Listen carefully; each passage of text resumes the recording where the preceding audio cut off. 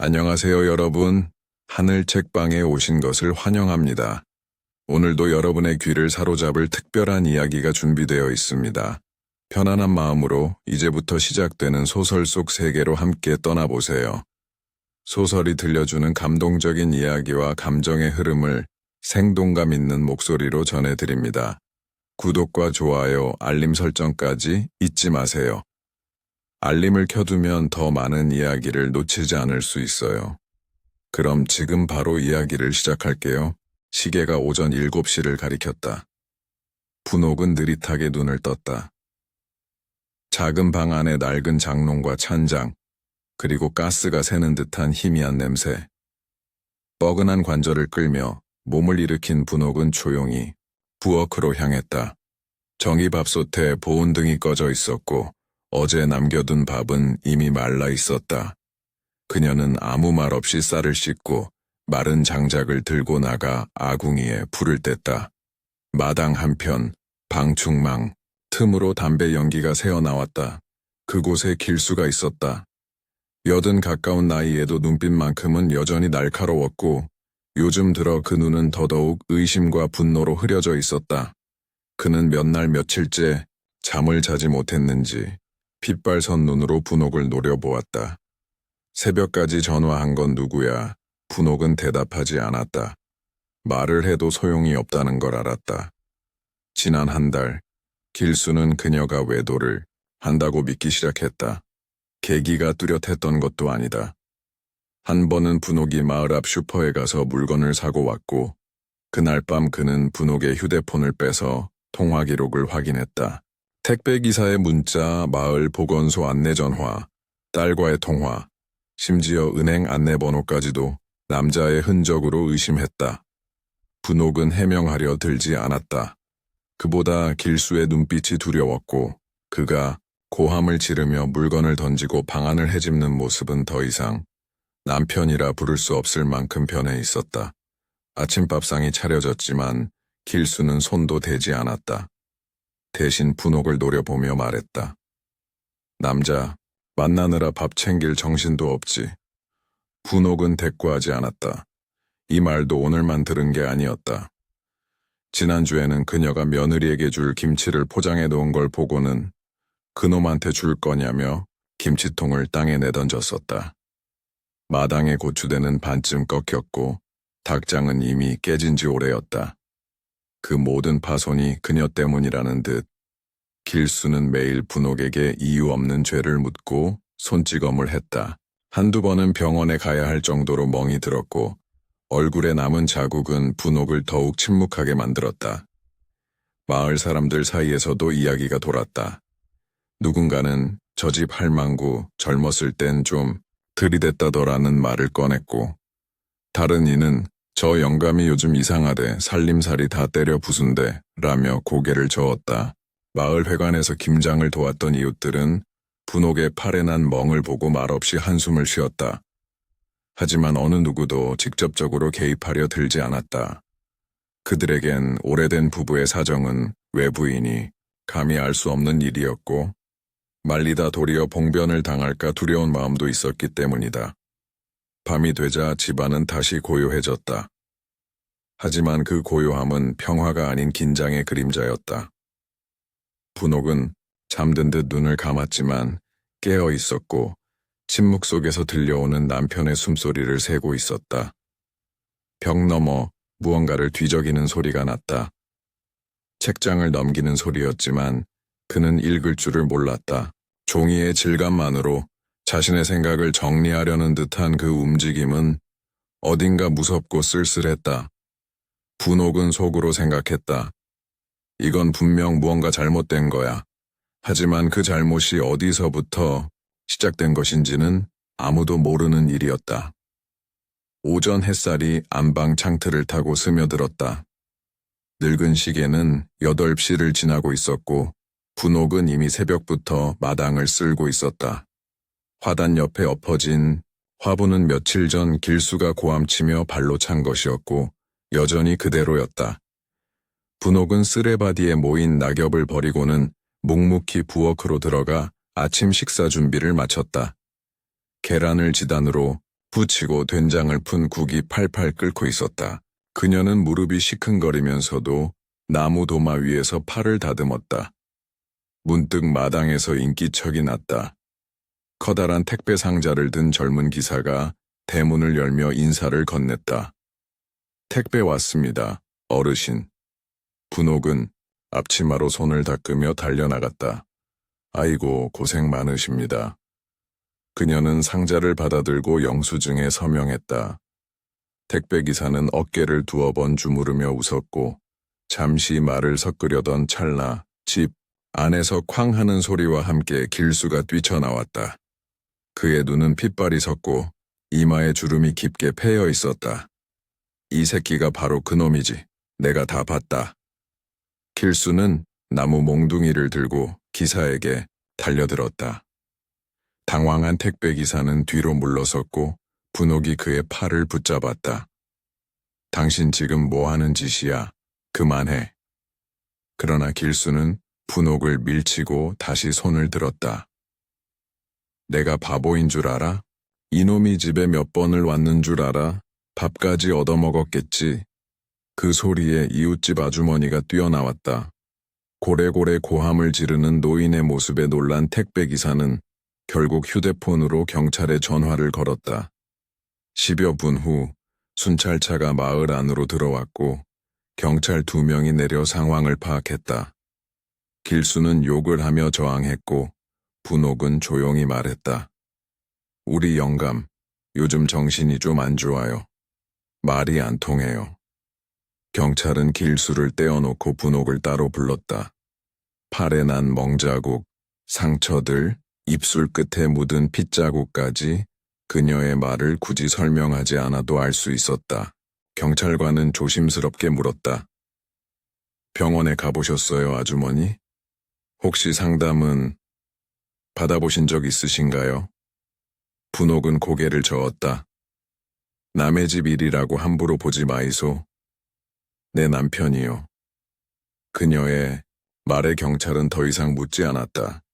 택배기사는 괜찮다고 말하며 자리를 떴고 길수는 경찰이 떠난 후에도 한참 동안 분옥을 노려보았다.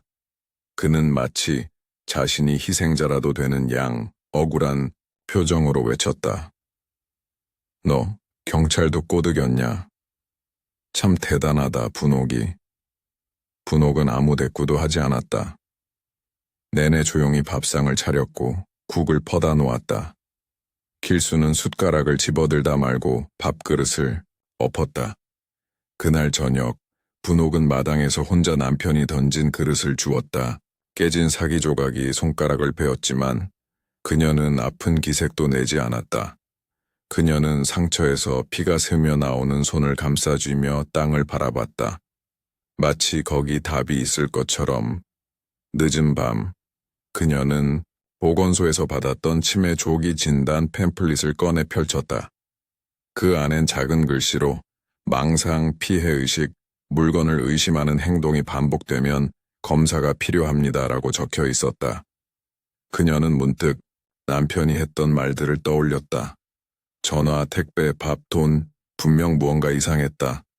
하지만 그것이 정말 병 때문인 건지 아니면 긴 세월 속에서 사가버린 마음 때문인 건지 분옥은 단정할 수 없었다. 다음 날 아침 길수는 분옥이 끓여놓은 미역국을 본 뒤 말했다.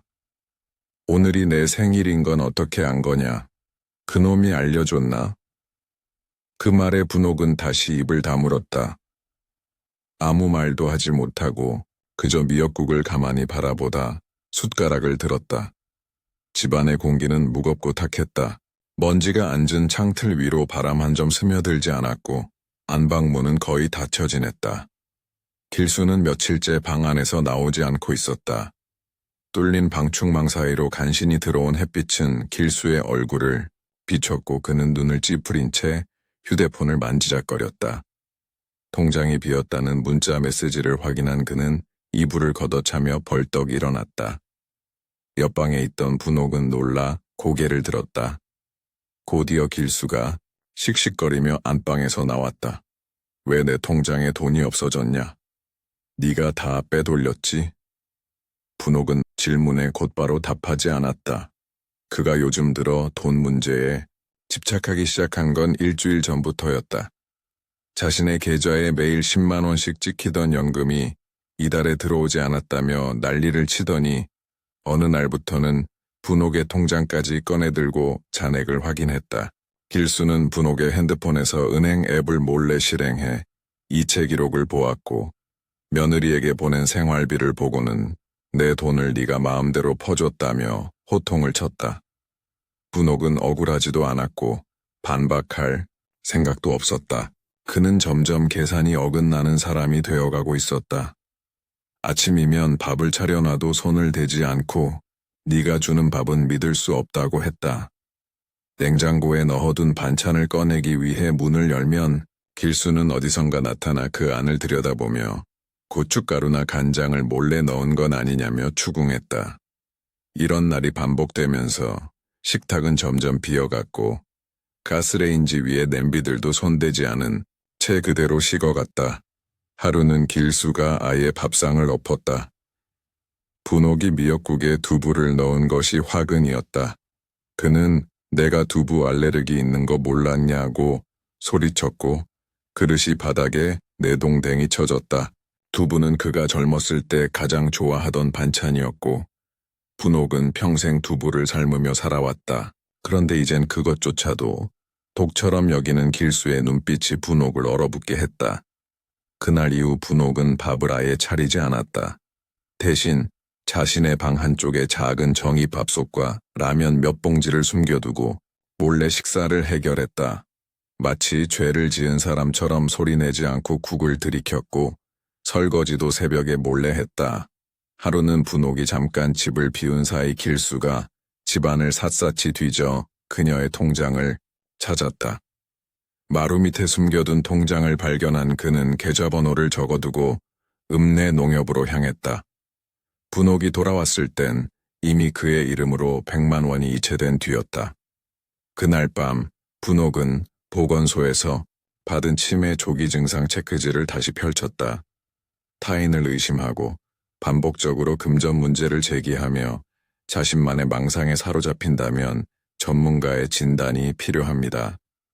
문장을 천천히 따라 읽은 분옥은 한숨을 길게 내쉬었다. 그녀는 마을 보건소에 전화를 걸었다. 저기요, 저희 영감 좀 상담 받을 수 있을까요? 요즘 많이 이상해요. 손찌검도 그렇고 보건소 직원은 조심스럽게 묻고 말하고 날짜를 잡아주었다. 하지만 문제는 길수가 병원이라는 말을 듣자마자 소리를 지르며 반발했다는 것이었다. 내가 미쳤다고? 네가 날 병자로 몰아? 이 집에서 미친 건 너야 너. 그러고는 분옥의 뺨을 때렸다. 힘이 약해진 손이었지만 그 순간의 표정만은 날이 서 있었다. 분옥은 반쯤 주저앉은 채 웃음인지 울음인지 모를 소리를 냈다. 이 집은 점점 말라가고 있었다. 먹지도 않고 웃지도 않고 말도 줄어들고 있었다. 마당에 들깨잎은 누렇게 말라갔고 부엌의 그릇들은 손때가 마르지 않은 채 쌓여 있었다. 심지어 오래 키우던 개마저도 밥그릇을 발로 밀어내고 울타리를 바라보는 시간이 길어졌다. 그날 밤 분옥은 조용히 방문을 닫고 누웠다. 밖에서 길수가 중얼거리는 소리가 들렸다. 그놈이 또 왔었지. 분명히 본 것 같은데 내 눈이 틀릴 리 없지. 그는 점점 무너지고 있었고 분옥은 그 무너짐을 붙잡을 방법을 몰랐다. 그저 어쩌다 여기까지 와버렸는지 이 집이 언제부터 숨쉬지 않게 되었는지 혼잣말처럼 묻고 또 물었다.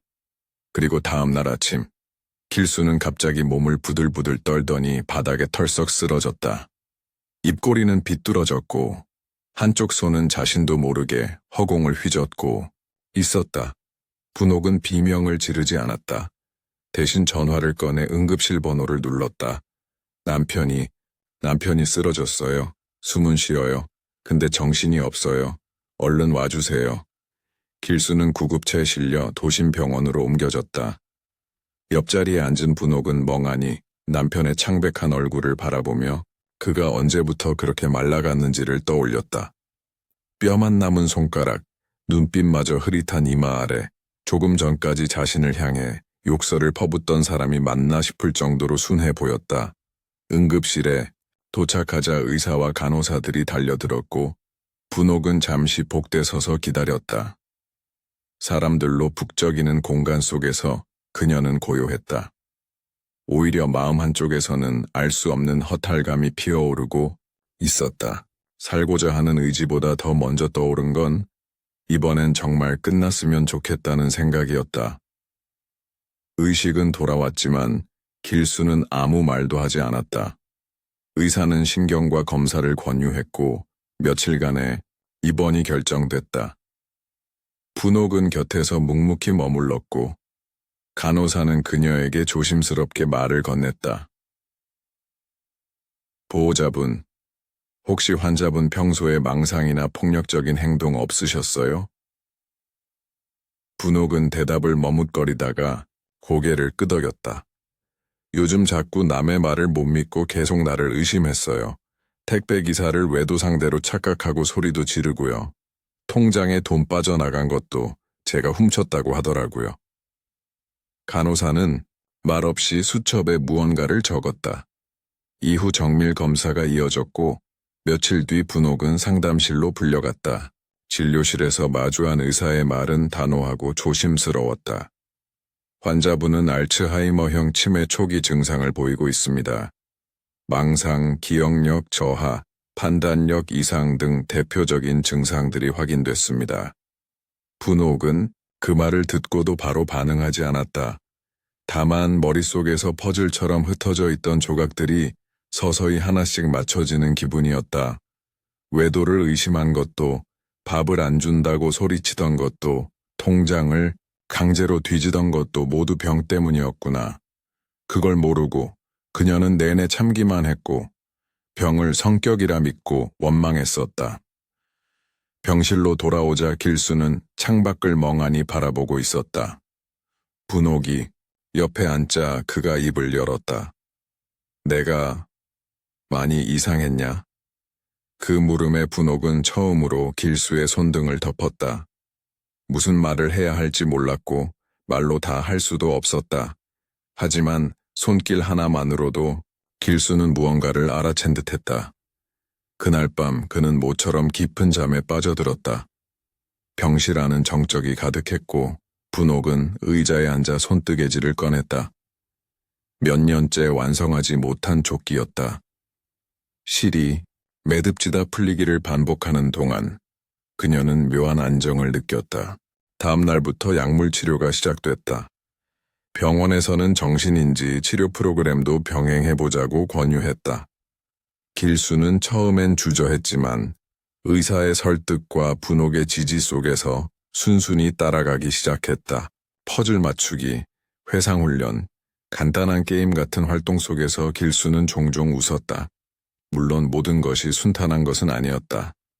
며칠 강역으로 발작처럼 짜증이 폭발하기도 했고 아무 이유 없이 식사를 거부하거나 간호사에게 소리를 지른 적도 있었다. 하지만 이전과 달랐던 건 그가 자신의 행동을 곧 후회하고 진심으로 미안해야 한다는 점이었다. 분호가 나 요즘 왜 이러는지 모르겠어. 나한테 뭐가 잘못된 거냐. 그렇게 말하며 눈시울을 붉히는 남편을 보며 분옥은 고개를 돌려 울음을 삼켰다. 그리고 마음속으로 다짐했다. 이제라도 남은 시간을 함께 살아보자고. 더는 맞지 않아도 되고 미워하지 않아도 되는 시간들을 서로 주자고. 병원에서의 생활은 길수에게 낯설고 어색한 나날이었다. 매일 아침 7시에 기상벨이 울렸고 식사 시간은 정해져 있었으며 약은 반드시 간호사가 지켜보는 앞에서 삼켜야 했다. 그가 익숙했던 산골의 자유로움과는 달랐다. 그러나 낯선 공간 안에서도 그의 변화는 조금씩 시작되고 있었다. 처음 며칠은 무기력하게 누워만 있던 그가 이제는 복도를 산책하고 식사 시간엔 수저를 스스로 들었으며 리모컨도 다시 다룰 줄 알게 되었다. 중요한 것은 길수가 자신의 이상했던 과거 행동들을 하나하나 되짚기 시작했다는 점이었다. 분옥은 병실 옆 침대에 마련된 간이 침대에서 숙박을 이어갔다. 병원에서는 보호자 대기를 굳이 권하지 않았지만 그녀는 하루도 거르지 않고 남편 곁을 지켰다. 불 꺼진 병실에서 둘은 자주 말없이 앉아 있었고 길수는 침묵 속에서 문득 이렇게 말했다. 내가 그날 너 때린 거 기억은 안 나. 근데 네가 울고 있었던 건 어렴풋이 기억나. 그 말에 분옥은 천장을 바라보다 눈을 감았다. 시간이 흐르면서 그는 자신이 저지른 일들을 제대로 기억해내지 못했고 그래서 더 괴로워했다. 어느 날은 간호사가 준 알약을 들고 한참을 바라보다가 물었다. 이거 먹으면 내가 다시 정상처럼 되는 거냐? 그 물음에 간호사는 웃으며 대답했다. 정상이라는 건 사람마다 다 달라요. 지금처럼 노력하고 계신 모습, 그게 제일 좋죠. 길수는 그 말에 고개를 끄덕였다. 과거에 자신은 어떤 노력을 한 적이 있었는지 생각했다. 늘 아내가 밥을 차려놓으면 당연하게 먹었고 누군가 자신을 위해 참고 있다는 사실엔 무감각했다. 하지만 병원에서의 삶은 달랐다. 간단한 인지훈련 과제를 풀고 거울을 보며 자신의 얼굴을 마주하는 것조차 훈련이었다. 하루는 미술 치료 시간에 자신의 이름을 쓰는 과제가 주어졌다. 길수는 처음엔 펜을 제대로 잡지 못했지만 몇 번이나 지우고 다시 써내려갔다. 종이 한쪽에 삐뚤빼뚤하게 쓰인 강길수라는 이름은 마치 처음 배우는 초등학생의 글씨처럼 흔들렸고 길수는 그것을 한참 동안 들여다봤다. 분옥은 조용히 그의 옆에 앉아 색연필을 들고 작은 꽃을 그려 넣었다. 그리고 그 아래에 작은 글씨로 이렇게 적었다. 다시 처음부터. 그 글씨를 읽은 길수는 말없이 웃었다. 그 웃음은 미안함이 아니라 고마움이었다. 그날 저녁 병실 창문 너머로 노을이 지고 있었다. 길수는 병원복 위에 가디건을 걸치고 휠체어에 앉아 창밖을 내다봤다. 어린 시절 가을 논밭에서 바람을 맞으며 자전거를 타던 기억이 떠올랐다. 그는 조용히 물었다. 우리 집 마당에 감나무 아직 있지? 분옥은 고개를 끄덕였다. 올해도 몇 개 달렸어. 까치가 먼저 따먹긴 했지만 그 짧은 대화 속에는 그들이 잊고 있던 삶의 조각이 담겨 있었다. 병이라는 커다란 벽에 갇혀 잊혀졌던 일상, 흘러가버린 계절, 그리고 서로에 대한 기억들. 며칠 뒤 주치의가 말했다. 이제 어느 정도 안정을 찾으셨습니다. 약물 반응도 좋고 퇴원 후에도 외래 진료와 복약을 잘 이어가신다면 일상생활 가능하세요. 분옥은 묻지 않아도 알았다. 그 말이 얼마나 귀한 것인지. 퇴원을 하루 앞둔 저녁, 길수는 분옥에게 낡은 노트를 건넸다. 병원에 머무는 동안 그가 혼자 써온 일기장이었다. 종이는 눅눅했고 글씨는 뒤섞여 있었지만 그 안엔 분옥에 대한 이야기가 가득했다. 오늘도 분옥이 내 옆에 있었다. 내가 무서웠을 텐데도 자리를 뜨지 않았다. 그게 사랑이라면 나는 이제야 사랑을 배운다. 그녀는 노트를 덮고 창밖을 바라봤다. 그 너머에서 봄의 기운이 조금씩 올라오고 있었다. 감나무도 곧 새순을 틔울 것이다. 다음 날 둘은 병원을 나섰다. 길수는 지팡이를 짚고 천천히 걷고 있었고 분옥은 그의 옆에서 보폭을 맞췄다. 그들의 걸음은 느렸지만 더 이상 흔들리지는 않았다. 계단을 내려오다 길수가 잠시 멈췄다. 내가 또 기억 못하고 이상한 소리 하면 그땐 그냥 뺨 한 대 때려라. 분옥은 작게 웃었다. 그럼 손 아플 테니 말로 할게. 그 말에 길수도 웃었다. 웃음은 아직 어색했지만 그 안엔 생기가 있었다. 병원 문을 나선 둘은 천천히 마을로 향했다. 그 길은 오래전 함께 걸었던 길과 같았고 이제는 다시 시작될 새로운 길이기도 했다. 집으로 돌아온 첫날, 길수는 현관 앞에서 한참을 서 있었다. 익숙한 마당, 깨진 화분, 비스듬히 기울어진 우편함까지 모든 것이 그대로였지만 어딘가 낯설었다. 분옥은 조용히 신발을 벗고 그를 앞세워 문을 열었다. 실내에는 몇 주간의 공백이 고스란히 묻어 있었다. 먼지가 내려앉은 가구, 바람이 빠져 찌그러진 방석, 창가에 말라버린 화초. 길수는 마루에 앉아 천천히 눈을 감았다.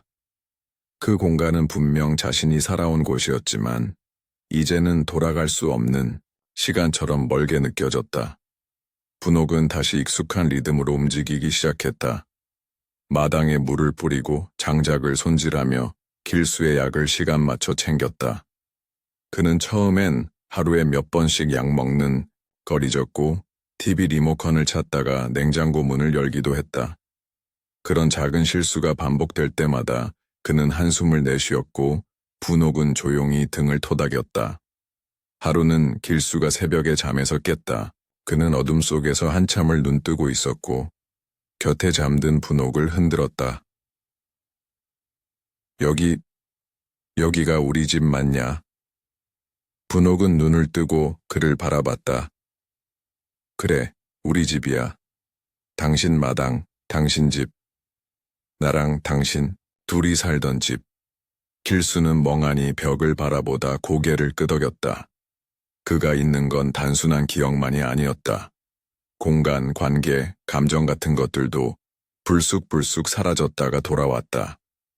그리고 사라진 사이마다 분옥은 조용히 그 자리를 채워 넣었다. 며칠 후 길수는 다시 마당을 거닐기 시작했다.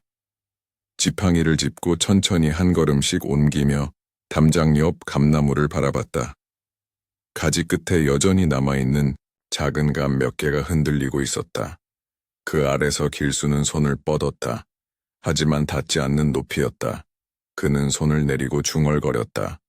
내가 저 감을 땄던가 아니면 네가 땄던가. 분옥은 마당 끝에서 그 말을 듣고도 가만히 있었다. 예전의 길수라면 그런 말은 하지 않았을 것이다. 기억이 어긋난 자리에서 길수는 이전보다 부드러워졌고 동시에 약해져 있었다. 그날 밤 그는 작은 상자를 하나 꺼내왔다. 병원에서 가져온 노트와 볼펜이 들어 있었다. 종이를 꺼내더니 뭔가를 적기 시작했다. 손이 떨려 글씨는 제멋대로였지만 그는 계속 적었다. 오늘은 밥이 맛있었다. 분옥이 된장국을 끓였다. 그걸 내가 좋아했던가? 모르겠다. 그래도 다 먹었다. 그를 바라보던 분옥은 조용히 말했다. 당신은 예전부터 된장국 좋아했어. 내가 처음 시집 오던 날에도 된장국 끓였거든. 길수는 고개를 끄덕이더니 작게 웃었다. 그 웃음은 쑥스러움과 감사가 섞여 있었다. 그러나 회복은 항상 직선으로 흐르지 않았다. 어떤 날은 길수가 다시 폭언을 쏟았다. 분옥이 약의 순서를 잘못 정리해두자 그는 소리를 질렀다. 네오나약 엉터리로 준 거 아냐? 나 또 이상해지라고 그러는 거지? 그 말에 분옥은 한참 동안 아무 말도 하지 않았다. 눈물이 목까지 차올랐지만 끝내 흘리진 않았다. 단지 조용히 약을 다시 정리하며 중얼거렸다. 나도 실수할 수 있어. 당신만 힘든 거 아니야. 그 말이 닿았는지 길수는 곧 입을 다물고 앉았다.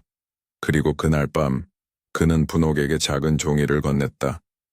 삐뚤빼뚤한 글씨로 미안이라는 단어 하나가 적혀 있었다. 그 짧은 단어 하나에 분옥은 처음으로 병원 이후 소리내어 울었다. 그동안 참아온 감정이 한꺼번에 무너졌고 그녀는 마루에 주저앉아 얼굴을 감쌌다. 길수는 그녀 곁에 다가와 등을 토닥였다. 그것이 두 사람 사이에 처음 생긴 새로운 습관이었다. 며칠 후 길수는 마을 회관에서 열리는 노인복지 프로그램에 나가보겠다고 말했다. 분옥은 조심스레 물었다. 혼자 괜찮겠어? 길수는 고개를 끄덕였다. 해볼게. 나도 나답게 살아보고 싶어. 그 말은 어딘가 자신에게 다짐하는 것 같았다. 그는 이제 과거로 돌아갈 수 없음을 알았고 그 대신 지금의 자신으로 살아야 한다는 걸 받아들이기 시작한 것이다. 길수가 집을 나선 그 아침, 분옥은 오랜만에 라디오를 켰다. 익숙한 트로트 멜로디가 방 안에 퍼졌고 창밖에서는 까치 한 마리가 감나무 위를 맴돌고 있었다. 그녀는 조용히 미소 지었다. 기억은 완전히 돌아오지 않을 것이다. 하지만 길수는 지금을 기억하기 위해 애쓰고 있었고, 분옥은 그 시간들을 함께 붙들고 있었다. 오래된 집, 마른 나무, 바랜 기억들 사이로 아주 천천히 봄이 오고 있었다. 봄비가 내린 다음 날 아침, 마당에 핀 풀잎들이 젖어 있었다. 감나무 아래 작고 여린 새순들이 고개를 들고 있었고, 빗물은 아직 채 마르지 않은 채 가지 끝에서 반짝였다. 길수는 오래된 의자에 앉아 이따금 떨리는 손으로 무릎을 쓸어내렸다. 그의 곁에는 작은 수첩이 놓여 있었고, 수첩 위에는 송을시로 날짜와 짧은 메모가 적혀 있었다. 4월 7일, 오늘은 밥을 2번 먹었다. 아침에 먹은 걸 잊고 또 먹었다. 분옥이 웃었다. 기억은 여전히 들쑥날쑥했고 문득문득 떠오르는 단어들이 길수를 흔들었다. 그는 어제의 일을 오늘로 착각했고 때로는 분옥의 이름을 되뇌며 그것이 누구였는지 되묻기도 했다. 하지만 그럼에도 불구하고 그는 이제 스스로를 다잡으려 애쓰는 사람이 되어 있었다. 분옥은 부엌에서 무청을 다듬으며 조용히 남편의 기척을 살폈다. 예전엔 뭔가 깨지거나 소리가 커지면 가슴이 철렁 내려앉았지만 요즘은 고요함이 익숙했다. 고요 속에서도 길수는 이제 무언가를 곱씹고 있었고 더는 쉽게 분노하거나 의심하지 않았다. 그날도 분옥은 조용히 밥을 지어 상을 차렸다. 상 위엔 된장국과 조기구이, 미나리 무침이 올랐다. 길수는 자리에 앉아 수저를 들고 국을 한 모금 삼켰다. 이거 예전에 당신이 자주 끓여줬던 맛이네. 그 말에 분옥은 고개를 숙였다. 아무렇지 않게 들릴 수 있는 한마디였지만 그 속엔 오래된 시간이 담겨 있었다. 식사를 마친 길수는 수첩 한 구석에 오늘의 날짜를 적었다. 그리고 한참을 망설이다가 종이를 찢어냈다. 그는 그것을 두 손으로 접어 분옥에게 내밀었다. 나 요즘 말로는 잘 못하겠어. 이건 그냥 좀 봐줬으면 해서. 분옥은 종이를 받았지만 바로 펴보지 않았다. 길수는 마루 끝으로 시선을 돌린 채 말했다. 당신 아니었으면 난 지금쯤 어디에 있었을까? 병원에도 못 갔을 거고 약도 안 먹었을 거고 그냥 마당에 나뒹굴다가 죽었겠지. 근데 당신이 나를 지켜줬더라. 그 말에 분옥은 조용히 종이를 펼쳤다. 삐뚤한 글씨로 적힌 문장은 짧았지만 무거웠다.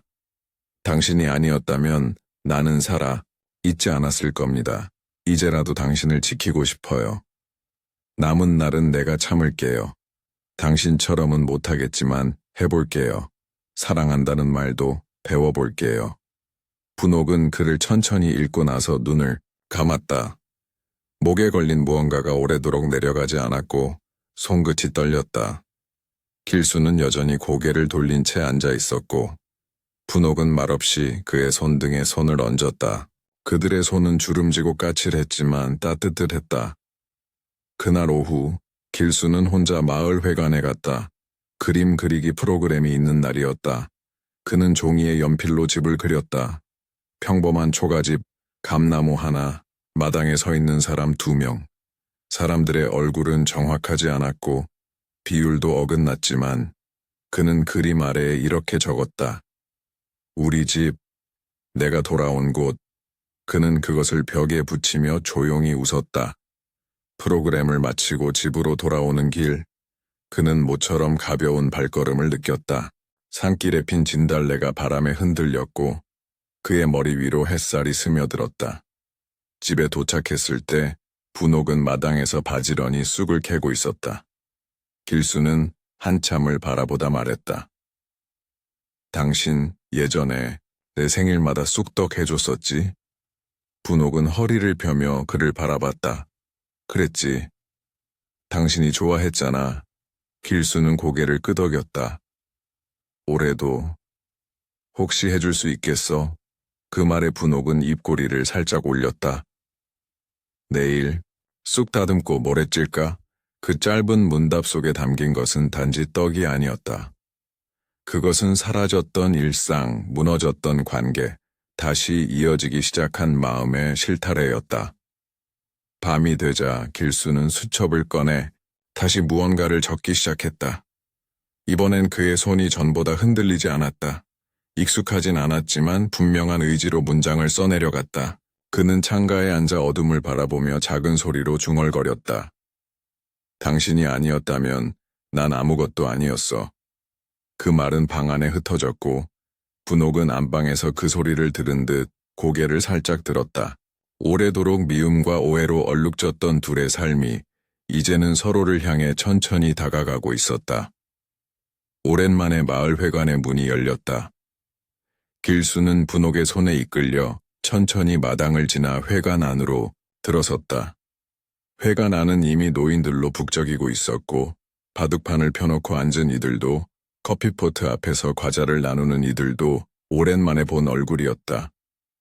몇몇은 길수를 흘깃 쳐다보다 눈을 돌렸고 몇몇은 의아한 듯 눈썹을 치켜 올렸다. 그중 한 사람이 먼저 입을 열었다. 어르신, 이제 좀 괜찮으세요? 길수는 조심스럽게 고개를 끄덕였다. 그는 예전 같았으면 쏘아붙였을 말들도 꿀꺽 삼키고 입을 다물었다. 분옥은 그런 그를 지켜보다 회관 구석 작은 의자에 그를 앉히고 마실 물을 가져다 주었다. 그는 물컵을 들고 한참을 입에 대지 못했다. 뭔가를 삼키는 게 아니라 버텨내고 있는 느낌이었다. 지난 몇 달 동안 마을 사람들 사이에서는 온갖 이야기가 돌았다. 분옥이 젊은 남자랑 눈이 맞았다더라. 길수 영감 치매라면서도 정신이 멀쩡해 보이던데 택배 기사한테 덤볐다지? 완전 미친 거 아냐? 같은 수군거림은 길수의 귀에까지 들려왔다. 병원에 가 있는 동안에도 분옥은 몇 번이고 회관 근처를 피해 다녔고 마트에 다녀올 때는 고개를 푹 숙이고 걸었다. 그들의 일은 더 이상 둘만의 일이 아니었고 공동체라는 이름 아래에서 일거수일투족이 감시되고 있었다. 하지만 오늘만큼은 달랐다. 길수가 먼저 인사를 건넸다. 내가 그동안 좀 이상했어요. 병이 온 줄도 모르고 죄도 많이 지었네요. 순간 정적이 흘렀고 누군가 기침을 했다. 분옥은 길수의 옆에 조용히 앉아 손을 모았다. 그러자 누군가 말했다. 아니, 누구든 아플 수 있지. 그걸 모르고 말한 우리가 잘못이지.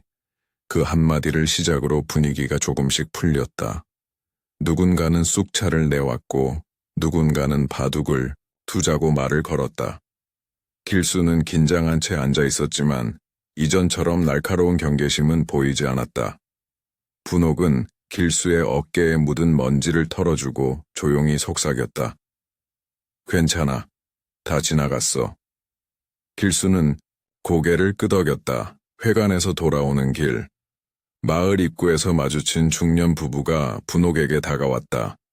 여자는 분옥의 팔을 붙잡고 조심스럽게 말했다. 그땐 아무 말 못해서 미안했어요. 언니, 팔에 멍 있는 거 보면서도 아무 말 못했거든요. 혹시라도 더 힘들어질까봐. 분옥은 말없이 웃었다.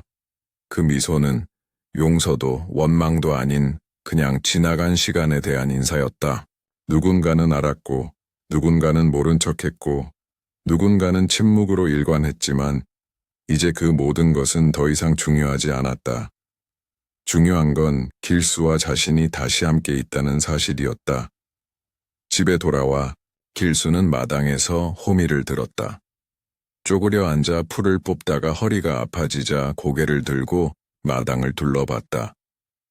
잡초 사이에 여린 새순들이 올라오고 있었고 닭장은 여전히 기울어져 있었지만 안에는 병아리 한 마리가 새로 들어가 있었다. 분옥이 읍내시장에서 사온 새 식구였다. 이름 붙여줘야지.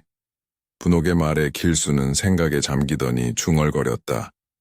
희망이 어때? 분옥은 고개를 끄덕였다. 좋네. 희망이. 그날 저녁 길수는 라디오를 켜고 트로트를 들으며 작은 수첩을 꺼냈다.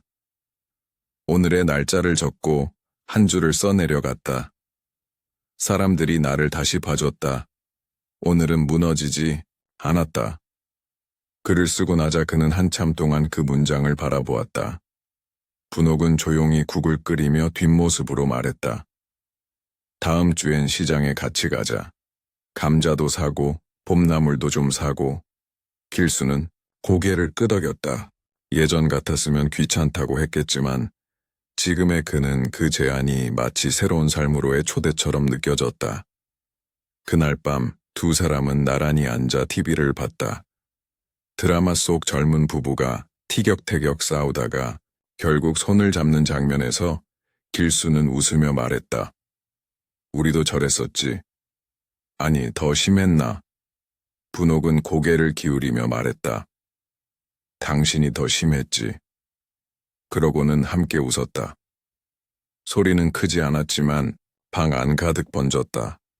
마을의 시선도 오해도 과거의 상처도 여전히 흔적은 남아있었지만 그것들은 이제 둘 사이를 가로막지 못했다. 살아있는 것은 여전히 흐르고 웃고 다시 시작하고 있었다. 시청해주셔서 감사합니다. 구독과 좋아요는 영상 제작에 큰 힘이 됩니다. 감사합니다.